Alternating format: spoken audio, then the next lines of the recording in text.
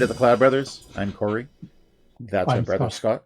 Oh wait, that's my brother Scott right there. Oh, We are the Cloud Brothers, and we normally talk about the cloud, but part of cloud programming is also programming. What kind of languages do we program within the cloud, Scott? Python, Go, Java, pretty much all of them. JSON. That's JSON, JavaScript. Yeah, it's JavaScript. Object notation. Node.js. Node.js. Lots of stuff, right? C++. Sometimes there's lots of things, but one of the more or most popular languages right now is Python, which is why you can see Python above my head in this area. Well, I'd say mostly used or widely used. The popular is widely used because lots of people know it and it's been around for a long time. Yeah, for sure. So I found this course on Udemy because I was like, I just wanted to see the course. It only costs like $70 Canadian by this guy. I'm gonna play the intro in a minute, but it's called Automate the Boring Stuff with Python.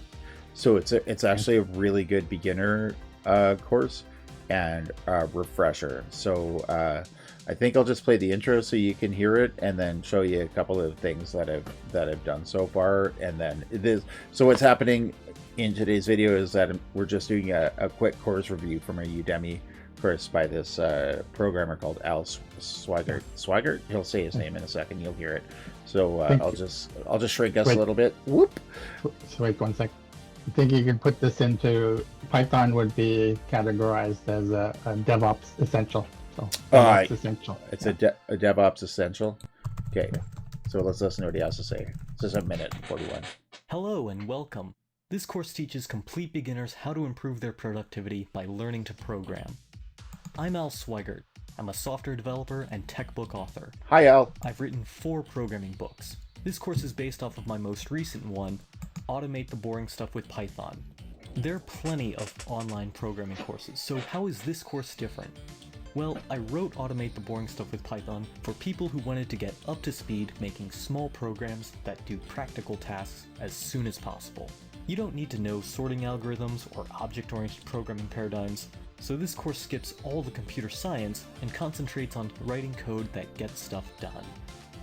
In this course, you'll learn the basics of the Python programming language, and then move on to write programs that do text pattern recognition, parse PDFs and Word documents, generate and update Excel spreadsheets, crawl websites, send out email notifications, and much more. I've released Automate the Boring Stuff with Python under a Creative Commons license, so you can read the full 400-page textbook online for free. You might be an office worker, student, or administrator. Maybe you want to become a software developer, or just learn how programming can help you in your current career. You've probably had to spend hours carrying out some mindless, repetitive task on the computer, but if you know how to code, you can write programs to make the computer do these tasks in seconds. So learning to code can increase your productivity, but it's also a fun, creative craft that helps you develop analytical thinking skills. I hope you'll join me and sign on for the course. Thank you. All right. That's a solid intro. Yeah, and it sold me, honestly, because I was actually looking for a specific Python course that's more comprehensive and full. Yeah, I have gone through a free code camp, the 4-hour thing on YouTube, and learned a bit. So a lot of what I was looking in here was a review for me, and I've done a fair amount. I'll show you how far I got. So it's not a full course review, but a lot of, like I said, a lot of this stuff is review, and we're not going to go through everything. It'll be a quick review. I'll just, because I'm going to pop open what they do. So anyway, it starts section 1 with basics, and then flow control, which shows you your if-else, else statements, while loops, and for loops. Then it shows you functions, how to make your own functions, the difference between, and this review is for people who have programming experience. So sorry, we're gonna if you don't know this stuff, buy this course, because it teaches the basics really, really well. And they're all pretty short, honestly. But for a review, they'd be too long. This one's funny, though. It's like a quiz. Where can you find the automate the boring stuff with Python textbook online for free? Right? Yeah. Or that's what. Sorry, I got to retry the quiz. Here's the quiz. Okay. Right? Ready? Where can you find the automate the boring stuff Python textbook online for free? Oh yeah, nice. No, seriously, it's the other answer. Yeah. It's right there. Check answer. Good job. Done. Quiz over. So Yeah. it's up, and he's got there's a fair amount of like programmer humor in here without being too much. It's not a bunch of goofball stuff. But anyway, the difference between a global and a local scope and limitations of the technology within them. Doing try and accept statements. Yeah. Right. So those are cool. Writing. This is as far as I got, and then writing a complete program, which is called guess the number. Yeah. Right. So I got into lists a bit too. I'm actually at dictionaries. I'm not sure what's not highlighted, but you know what's funny for dictionaries? Yeah. The short form is dicts. Dicts. Don't be a dict. So, and then like there's more about strings, running programs from the command line, expressions, files, debugging, web scraping, and then he shows you the stuff he's talking about in the intro there, which is the check boxes. Yeah, and I haven't got this far. I presume they're pretty good because literally everything I've done with this has worked. So I'll just show you. But what's also interesting is instead of just using a Python editor like PyCharm or something like that, he just uses idle, right? For this entire course. So and he uses a thing called Paperclip. Which is not installed in my Python 3.9, but it is installed on my you might not be able to see that, can you? No, I can't, but that's fine. But so basically I just open I actually want you to see I can go to the other one. Yeah, I can see it. Oh, you can see it now? Yeah. Oh yeah, fair enough. So the reason why is because I want to open files to show you idle. Sorry, idle. Yeah. Fine. So I didn't catch that one. So I go file. I want to go file new. So it's the idle shell for Python, right? So I go file open, and I've got a bunch of examples here in my desktop folder, which I called boring Python, right? So like for example, this custom function in here. If I go to run, it shows you just basic ways of doing it. So you could see here there's like a little program and it said howdy hello there 3 times. So which is I'm just doing a custom function defining hello. Right? So if you only wanted to call it once, you would just take out the function calls at the bottom, 3 function calls. Yeah, exactly. And then there's I think this Gauss one is about this mathematician named Gauss who was 11 and they give him busy work, so they're trying to get him to figure something. I'm not sure if this one works or because the answer is 50-50 for this. This is just how to get things to figure out numbers automatically. It's just, I'm saying, it's just really basic stuff. So I'll try to find one. Try accept example 2. It's kind of fun. So I'll run this one. This is kind of fun. It says, how many cats do you have? Right? So I type 3 million. Oh wait, actually it probably won't like those commas, so I'm just going to say a lot. And they go, that is a lot of cats. That is not that many cats. Uh-oh. Okay, how many... and then I'm going to run it again. That didn't exactly work right. But I'm gonna say -3, -2. And now it tells me if you have cats, the value cannot be 0 or less. Yeah. And also, if you look at your line there, it's if number of cats is greater than equal to 4, then that's a lot of cats. So if you try 5, I don't think it would work. Yeah, that's what I was thinking, but I don't. I think I have gone. Yeah, try it with 5. That is a lot of cats. That is not that many cats. That's interesting. Yeah. I must have left a line in. It's a constraint for the 4 thing there. So let's go our truthy falsy example. It's kind of true, kind of not true, right? And these are all sample programs from his examples in this course. So I'm going to run this module. Enter a name. Beetlejuice. Beetlejuice. Thank you for entering a name. That's all. That's all it does. You gotta clear your thing. You can't see that on the back feed. There you go.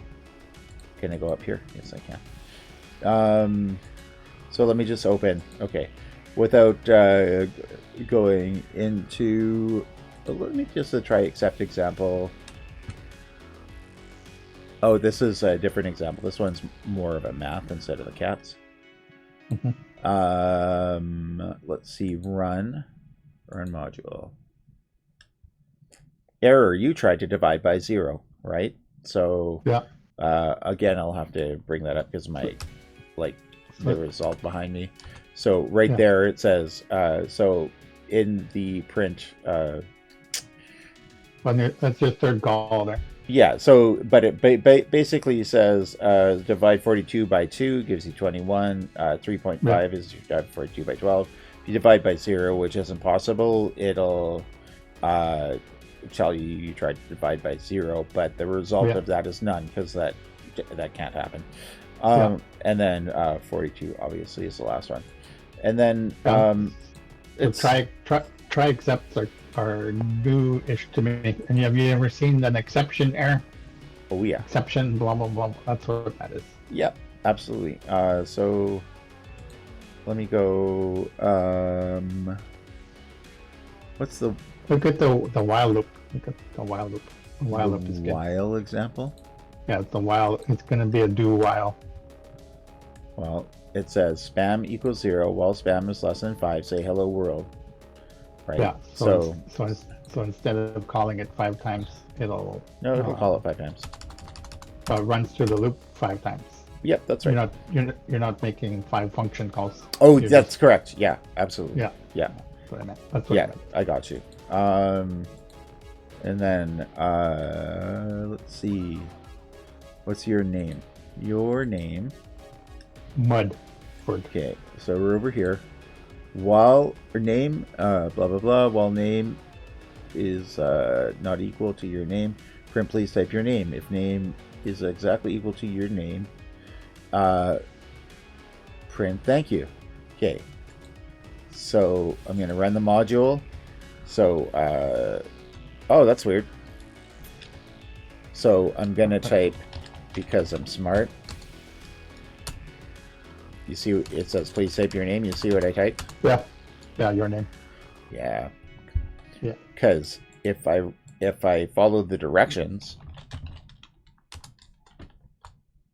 Is there not a clear on that thing? Go up to the top, the idle shell. Well, there might be. Restart the shell. Yeah, restart the shell. Oh, it doesn't. Okay, never mind. I've never used this thing before.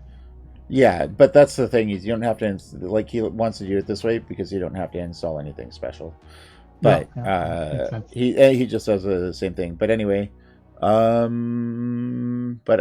what I can do maybe is this. Yeah, that'll help. Yeah, for sure that'll help. Yeah. So we'll start up here. But anyway, I'll probably just do this one last because this doesn't have to be a long video. I'm just going to open the game I made this morning. So it's a where is it? Guess, not Goss, guess. Okay, so you can see it's getting longer here. The code is getting more complicated. So this is a number game. You have to import the import a module. Yep, import the random module. Print hello, what's your name? And then all this stuff like that. Figure out the input. But anyway, I'll just run it just to show. So you can see up above my head, it says, "What is your name?" This one's not a trick question. Well, hello. Oh, that's weird. Well, hello, what is your name? / Corey. We gotta debug this, I guess. Print hello, what is your name? I am thinking of a number between 1 and 20. That's weird. Let me rerun this.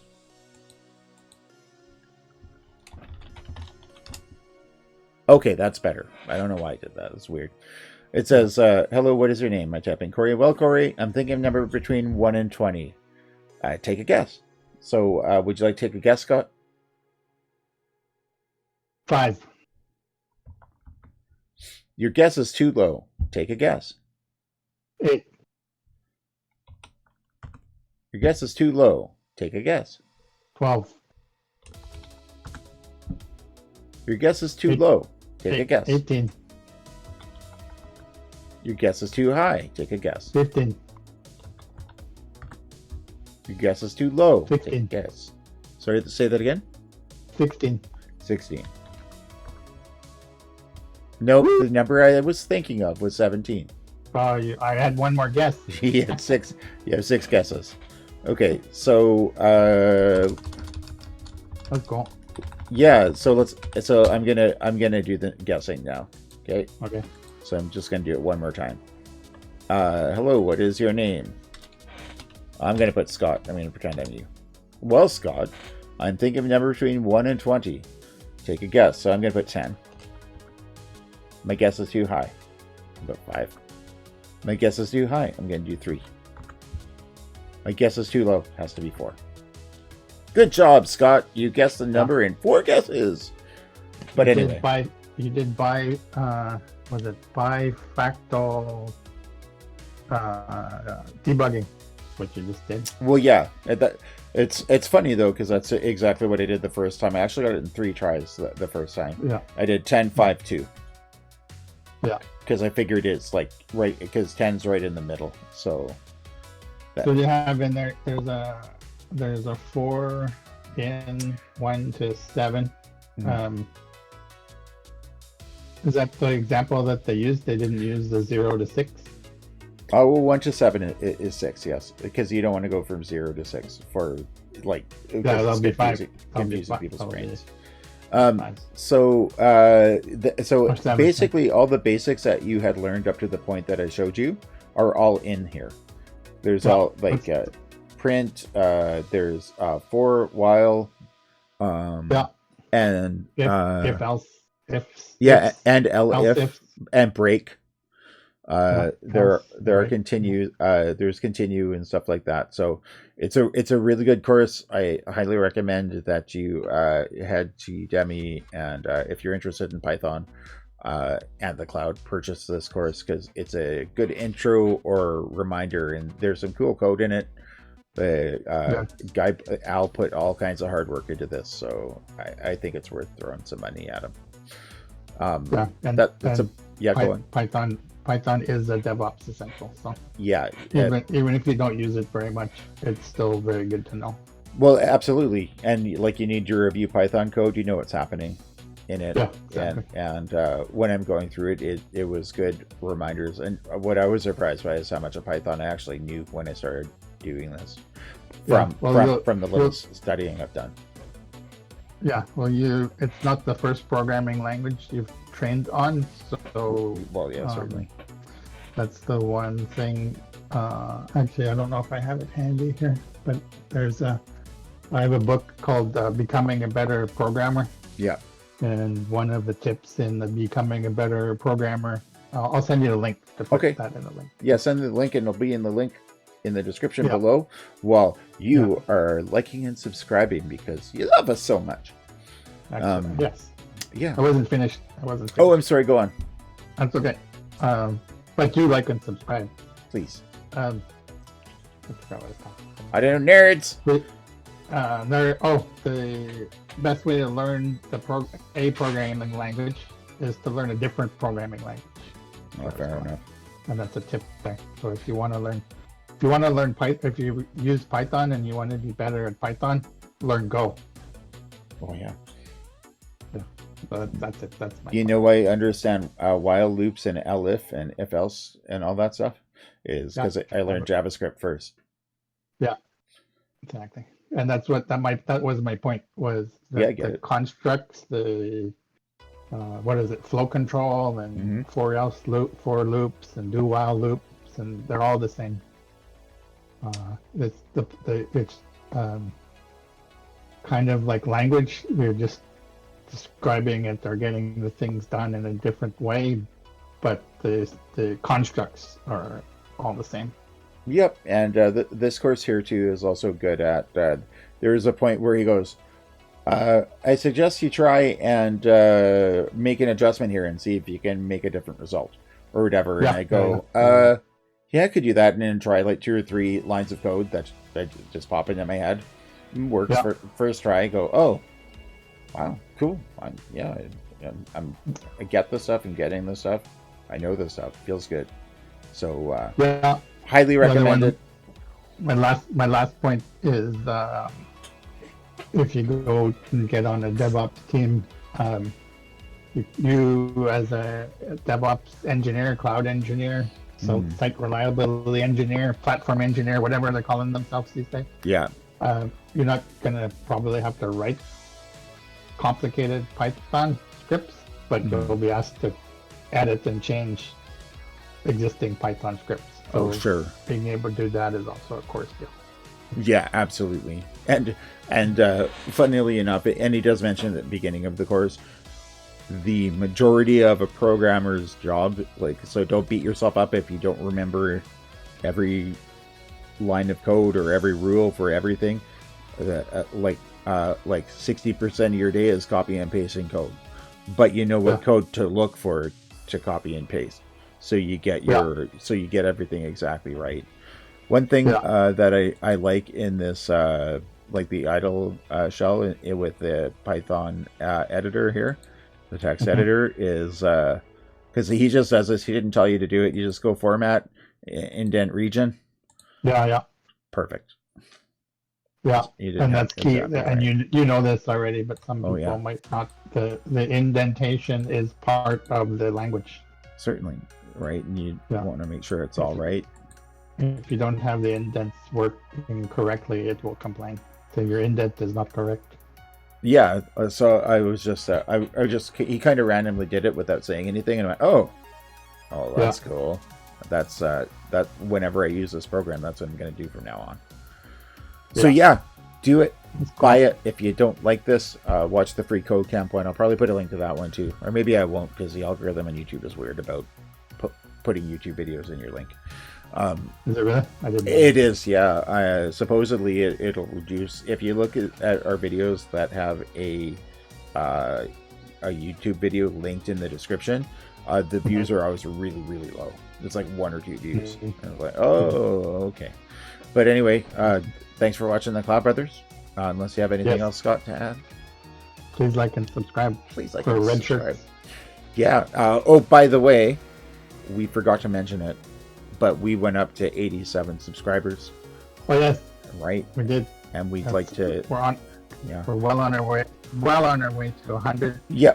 For us, that's like 10,000. So we appreciate that. Yeah. Yeah. It's amazing. You made a good point the last time or a couple times ago of if you had some speech or something and you had like 80 people or 100 people watch it, you'd be ecstatic. So I'm ecstatic. Well, it was more, I remember the point, it was because I saw a Twitch streamer talking about it. Imagine you had 1 or 2 people watching you play a video game with your family. That's cool, but you're beating yourself up because you're on Twitch and you only have 10 people watching you. Now imagine they're in your living room watching you play a video game. Yeah. So we have 87 people in our living room watching us talk about computers and cloud and stuff like that. So that's amazing. In a very, very niche market. So yeah, so that's great. We've got lots of views, and we appreciate it. Let us know. We don't get enough comments yet, though. We need you peoples need to comment, because we need content ideas. Yeah, comment. Besides liking and subscribing and telling all your friends about the Cloud Brothers, Comments are really helpful because it boosts the algorithm and gets our content out there and gives us ideas. And the more comments there are, the more we know what to put out there. Because so far we've been mostly guessing, and that's been working okay. But it would be better if we knew exactly who we're speaking to, and we'd like to get to know you too. So absolutely, and we can get to 101 subscribers. Yeah, you could be our 100th subscriber. Yeah, and you gonna do a giveaway? Yeah, maybe. That's not a bad idea. I got some swag. I got some swag T-shirts from where I used to work. Yeah, well, merch link in bio. When we get to 100 subscribers, we'll start making merch. That's the deal. Yeah. And then we'll send it. Okay. And the first one, do you even Cloud Bro? Do you even Cloud Bro? That's good. Yeah, we're gonna do that. That's happening. Now okay. Thanks for watching. See you guys. All right.